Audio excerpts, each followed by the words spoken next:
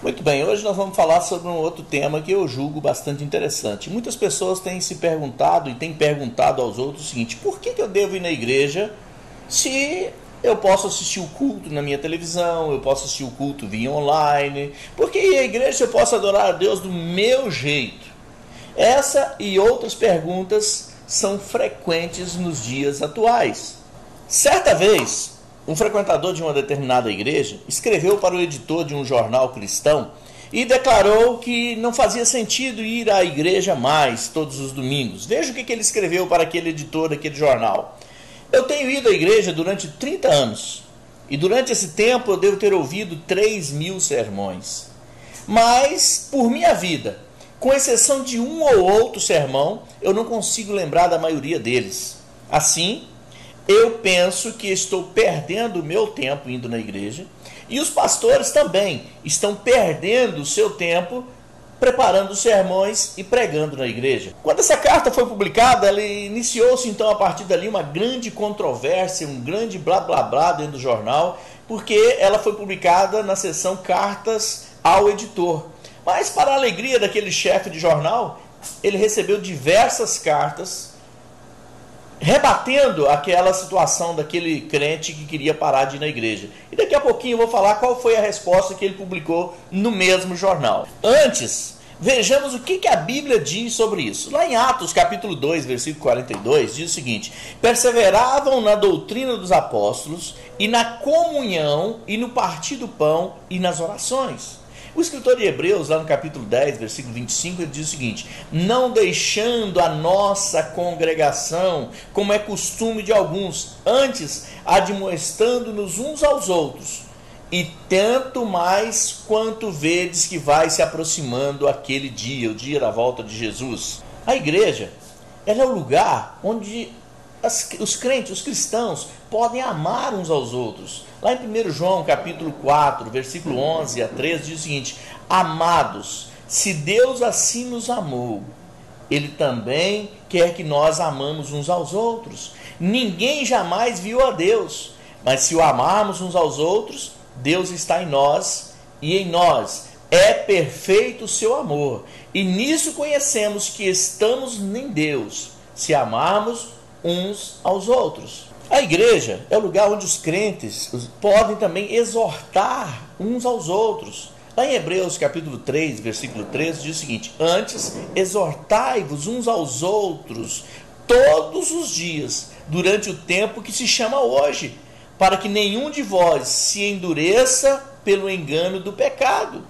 A igreja também é o lugar onde os crentes podem honrar uns aos outros.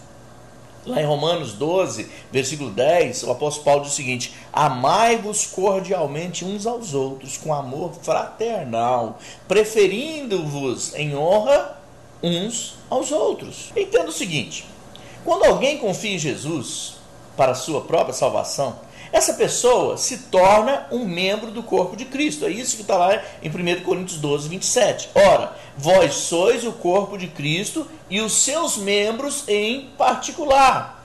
Para que o corpo da igreja funcione corretamente, todas as partes desse corpo precisam estar presentes. 1 Coríntios 12, versículo 14, versículo 18 e 20, diz o seguinte: porque também o corpo não é um só membro, mas muitos. Mas agora Deus colocou os membros no corpo, cada um deles como quis. Assim, pois, há muitos membros, mas um só corpo. É por isso que um crente nunca alcançará uma completa maturidade espiritual sem a ajuda e encorajamento dos outros crentes. Paulo diz ainda em 1 Coríntios 12, 26, diz o seguinte: de maneira que se um membro padece, todos os membros padecem com ele. E se um membro é honrado, todos os membros se regozijam com ele.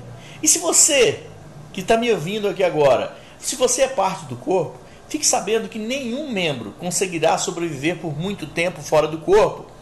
É por esses motivos que a frequência na igreja, a participação nos cultos e a fraternidade entre os irmãos devem ser aspectos regulares na vida de um cristão.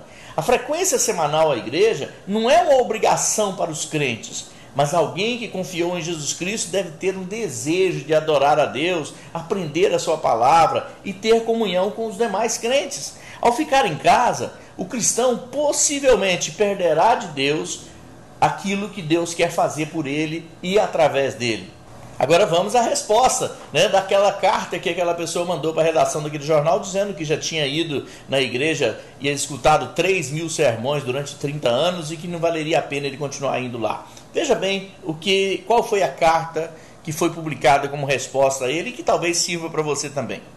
A resposta de alguém que escreveu para a redação foi o seguinte: eu estou casado há mais de 30 anos. Durante todo esse tempo, minha esposa tem cozinhado umas 3.000 refeições. Mas, por minha vida, com exceção de uma ou outra refeição, eu não consigo me lembrar da maioria delas. Mas de uma coisa eu sei: todas elas nutriram a mim e me deram força, tanto a mim quanto a minha família, meus filhos, para que eu pudesse trabalhar. Se minha esposa não tivesse me dado essas refeições, eu e nossos filhos estaríamos desnutridos ou até mesmo mortos.